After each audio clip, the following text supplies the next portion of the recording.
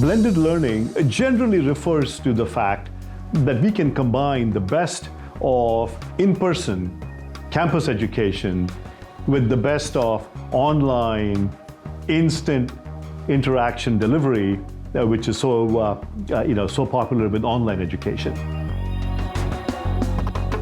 So we can combine the online and in-person approaches to achieve efficiencies that may not be possible with the purely in-person approach. So I do believe that a digital technology can transform education in scale, in quality, and also in efficiency and cost. edX has over 100 university partners, and some of these are the top universities in the world: MIT, Harvard, Columbia, Penn, Oxford. Why is it that universities are not threatened by edX? Why are they partnering with edX? I think one of the main things is that all our partners believe that education needs to be transformed and disrupted. We need to completely transform how we do things.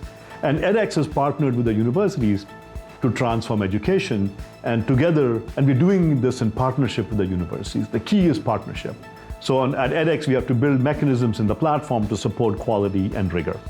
We also have a training team where the training team puts together documentation, and we hold 1-2 day training sessions with our universities where we offer training on best practices, on online pedagogy, how do you create quality videos, and so on.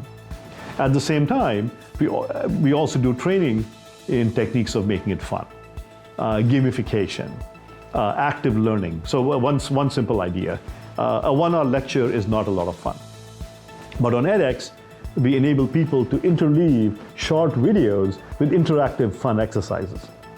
You watch a short video, and then you can do an interactive exercise, and then a video, another exercise. And so these types of breaking the content up into short modules with interaction makes it a lot more fun for students. Nobody likes to sit down for 1 hour and watch a video. So we build many mechanisms to enable fun and interaction. And we also offer training sessions for our partners in best practices in the learning method to make the learning more fun. Now, we bring gamification into the picture. We've got many problem types where there's an image response, where you show a student an image and they have to click some part of the image. We have drag and drop, where instead of telling students to write an equation, you give them many components, and the students have to drag and drop and build something. And so all of these features enable creating a gamified experience to teach rigorous content. And the combination of quality and rigor, and gamification is fun. Second is that the blending gives you instant feedback.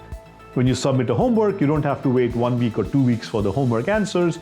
You get instant feedback from the computer telling you what you did was right or wrong. You can try many times, and many students are telling us that they're actually spending a lot more time on homeworks to learn because the instant feedback is making them view it almost like a game where they keep trying until they get the problem right. And students are telling us that they really enjoy when the instructor or the learning system reaches out to them to get them to re-engage with the platform.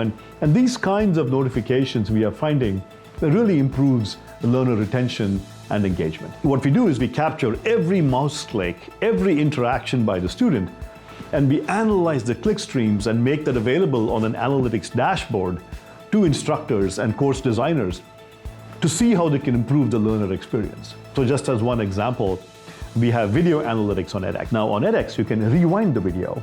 So we also show the instructor a graph of how many students rewound the video at any given point in time. So we had one example with one of our partners at Microsoft where they looked at these videos and they found that students were really rewinding the video at a given point in time.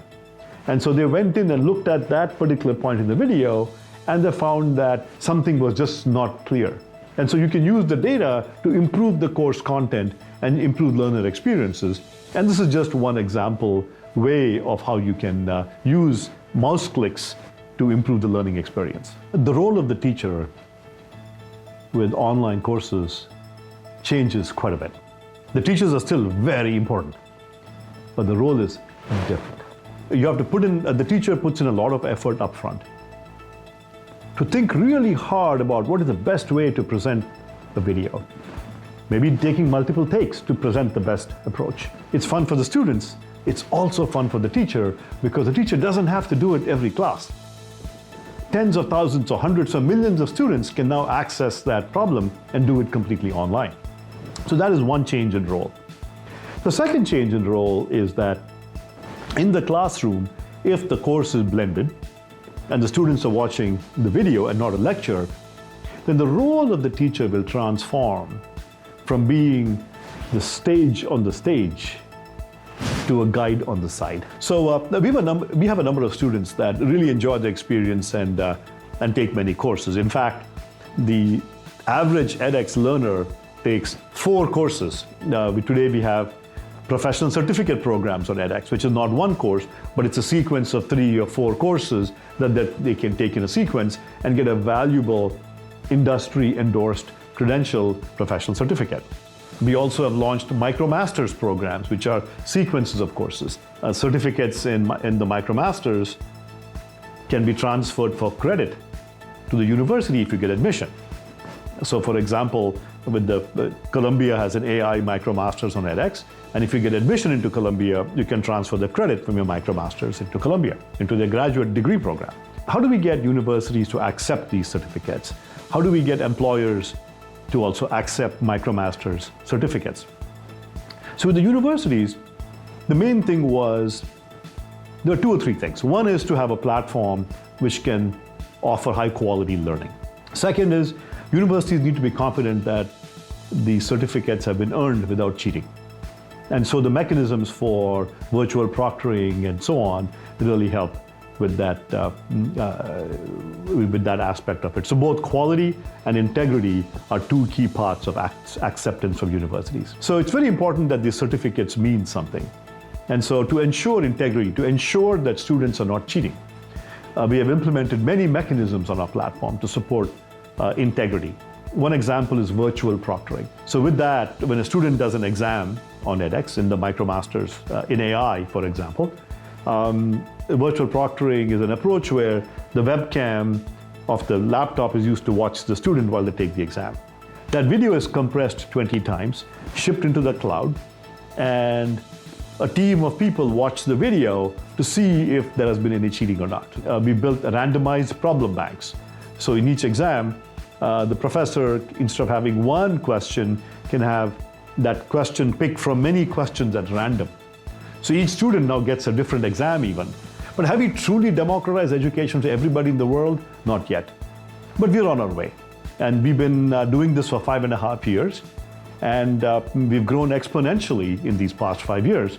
And over time, I do want to see us through edX and through our open source platform, Open edX, over the next 5-10 years, I would like to see 1 billion people benefit from the work that online education can do.